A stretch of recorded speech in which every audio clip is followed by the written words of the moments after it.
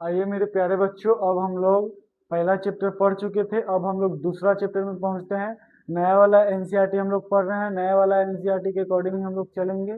तो दूसरा चैप्टर इसमें आता है क्या? बहुपद। बहुपद को जानने से पहले हम लोग पिछला क्लास वाला दो तीन जो छोटा छोटा पॉइंट है उसको हम लोग देख लेते हैं क्या होता है। जैसे में एक चर है, वेरिएबल, जिसमें क्या होता है, जिसका अनिश्चित मान होता है। अनिश्चित मान का मतलब क्या होता है? बदलता है। अनिश्चित का मान का मतलब क्या होता है? बदलता है। तो जिसका मान अनिश्चित हो उसे चर कहते हैं। एज फॉर एग्जाम्पल, जैसे X Y Z A B C, कोई भी लेटर हो, ये सब क्या कहलाता है? आपका चर कहलाता है। लेकिन चर का कोई एक मान फिक्स नहीं रहती है, उसका मान अनिश्चित होता है। मतलब बहुत सारा होता है, 1 2 3 4 5, 0 -2 -2, मतलब कुछ भी हो सकता है। ठीक है, वो भी वास्तविक संख्या होना चाहिए। ठीक है।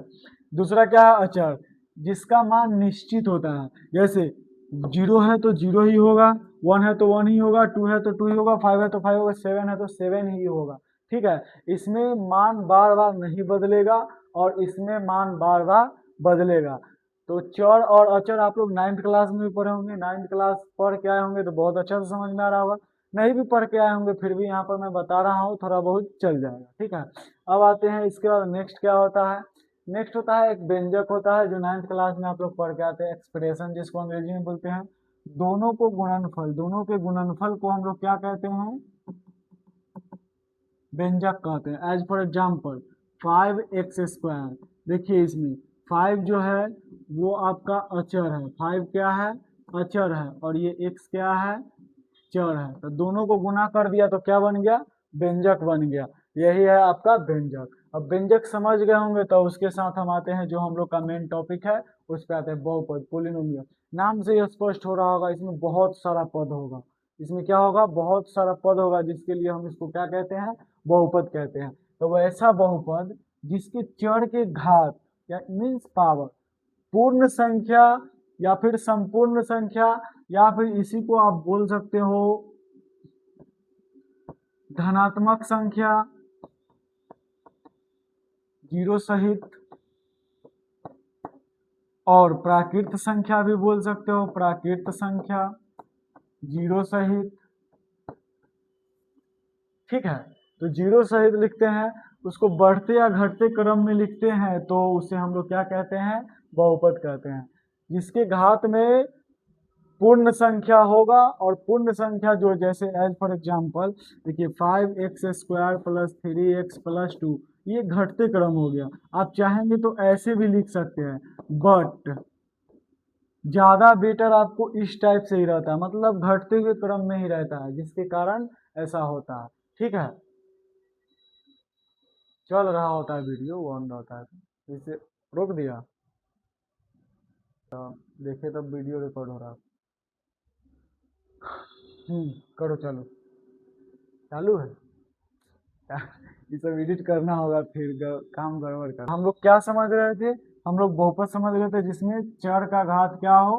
पूर्ण संख्या या फिर संपूर्ण संख्या हो। एज फॉर एग्जाम्पल आप लोग देख ही सकते हैं, इसको बढ़ते या घटते क्रम में हम लोग दोनों में लिख सकते हैं, लेकिन ज्यादा बेटर आपका किसको रहता है? घटते क्रम में रहता है। ठीक है, एज फॉर एग्जाम्पल इतना लिखा हुआ है। इसका सामान्य रूप देखेंगे तो इस टाइप से लिखा हुआ आपको मिल सकता है, या फिर इसी को चाहेंगे तो हम लोग ऐसे भी लिख सकते हैं। लेकिन याद रखना, ज्यादा बेटर ये वाला होता है। ठीक है, अब नेक्स्ट नेक्स्ट पॉइंट है आपका, बहुपद का सामान्य रूप क्या होता है? बहुपद का सामान्य रूप क्या होता है? तो बहुपद इस टाइप से होती है। पावर क्या होता है? घटते हुए रूप में होता है। पहले इन था, इनमें से एक घटा, फिर 2 घटेगा, 3 घटेगा, ऐसे ही करते करते इधर यहाँ पे आ जाएगा x के power 0 1 0 1 2 3 4 5 dot dot dot N तक जाएगी ये सब। तो ये इसका क्या हो गया? सामान्य रूप है बहुपद का। बहुपद का सामान्य रूप कहने का मतलब क्या हुआ? जैसे मान लीजिए एक एग्जाम्पल ले लेते हैं, 5x² + 3x + 2 है। इसमें x नहीं लिखा हुआ था, इसका मतलब x के पावर 0 है, क्योंकि x के पावर 0 का मान जो होगा वो हमेशा क्या होता है? 1 होता है। ठीक है, तो यहाँ पे गौर से देखेंगे तो यहाँ पे 0 होगा, और यहाँ पे क्या होगा? 1 होगा, यहाँ पे 2 होगा। तो घटते क्रम में जा रहा है, घटते क्रम में जा रहा है, जिसके कारण ये क्या कहलाता है? इसका सामान्य रूप कहलाता है, और इस टाइप से रहता है। मैं यहाँ पर घात 2 ही लिखा हूं, लेकिन 2 से ज्यादा भी घात हो सकती है। इसके बाद बहुपद का घात होता है। बहुपद का घात क्या कहलाता है? बहुपद में चर का सबसे बड़ी घात होता है। बहुपद में चर का सबसे बड़ी घात होगा, वो आपका क्या कहलाएगा? बहुपद का घात कहलाएगा। क्या कहलाएगा? बहुपद का घात कहलाएगा। ठीक है, जैसे as for example 2y² plus -3y4, या फिर इसको भी गौर से देख लेंगे तो सबसे ज्यादा घात यहाँ पे क्या है? 2 है। यहाँ पे क्या है? 1 छुपा हुआ। यहाँ पे क्या है? 1 छुपा हुआ। तो सबसे ज्यादा घात जो होता है वही बहुपद का घात होता है, और इसमें भी सबसे ज्यादा जो घात होगा वही बहुपद का घात होता है। आइए आगे बढ़ते हैं हम लोग। नेक्स्ट क्या है? बहुपद के प्रकार। बहुपद मेनली दो प्रकार के होता है। एक होता है आपका पद के आधार पर, और एक होता है घात के आधार पर। पद के आधार पर हम लोग पढ़ते हैं। सबसे पहले पद के आधार पर बहुपद मेनली 3 प्रकार के ही होते हैं। ठीक है, लेकिन ज्यादा भी हम लोग पढ़ सकते हैं, बट हम लोग मेनली 10th क्लास में 3 प्रकार के ही पढ़ते हैं। जिसमें पहला है एक पदी बहुपद, जिसमें केवल एक पद होता है। केवल क्या होता है? एक पद होता है, उसे एक पदी बहुपद कहते हैं। जिसमें केवल एक पद होता है उसे एक पदी बहुपद कहते हैं। एग्जाम्पल गौर से देखेंगे तो ये एक पद हुआ, एक पद हुआ, सारा का सारा क्या है? ये एक पद हुआ। ऐसा बहुत सारा एग्जाम्पल आप लोग ले सकते हैं। जैसे यहाँ पे कोई कांस्टेंट टर्म भी लीजिएगा तो एक एक पद ही होगा। ठीक है, दूसरा होता है द्विपदी या फिर द्विपद बहुपद, जिसको बाइनोमियल कहते हैं इंग्लिश में, जिसमें केवल 2 पद हो। जिसमें केवल क्या होगा?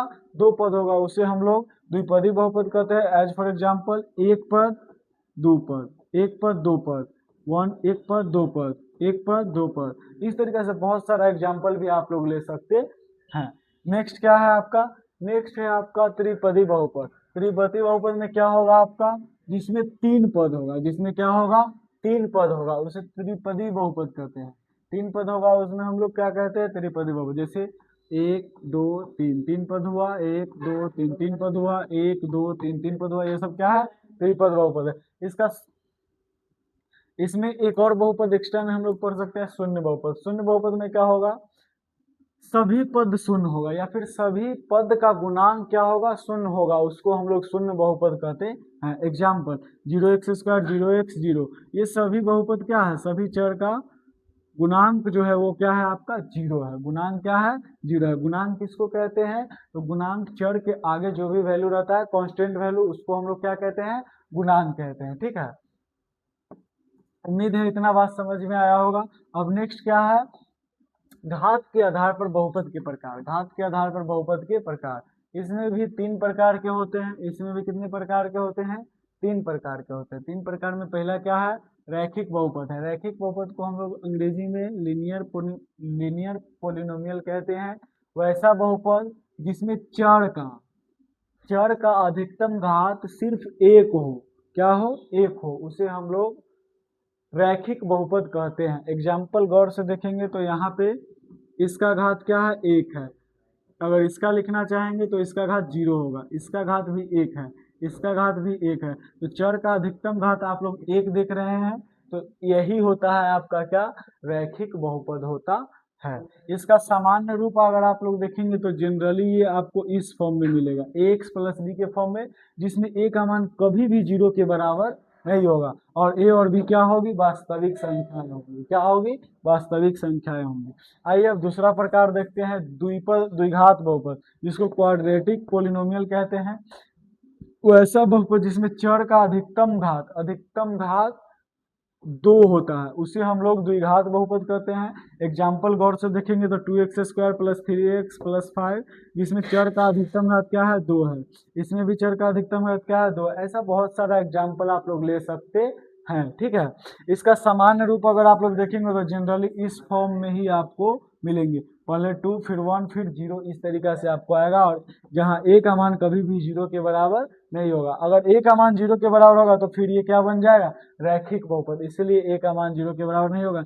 इसमें भी अगर a का मान 0 हो गया तो ये फिर कांस्टेंट बन जाएगी, यानी कि अचर पद बन जाएगा, जिसके कारण ये बहुपद नहीं हो पाएगी। ठीक है,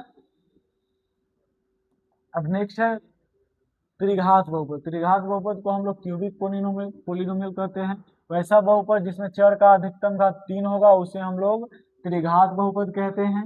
ठीक है। इसका एग्जाम्पल देखिएगा गौर से, तो इसमें अधिकतम घात 3 है, इसमें भी अधिकतम घात 3 है। ऐसा ऐसा बहुत सारा एग्जाम्पल आप लोग लिख सकते हैं, कोई दिक्कत नहीं। इसका सामान्य रूप अगर आप लोग देखना चाहेंगे तो देखिए सामान्य रूप इसका जनरली आपको इस फॉर्म में ही मिलेगी, जहाँ ए का मान कभी भी 0 के बराबर नहीं होगा और ए बी सी और डी क्या होगा, वास्तविक संख्या होगा। तो मेरे प्यारे बच्चों, उम्मीद है बात समझ में आई होगी। आज के लिए इतना है, फिर हम लोग कल पढ़ेंगे। ठीक है, धन्यवाद।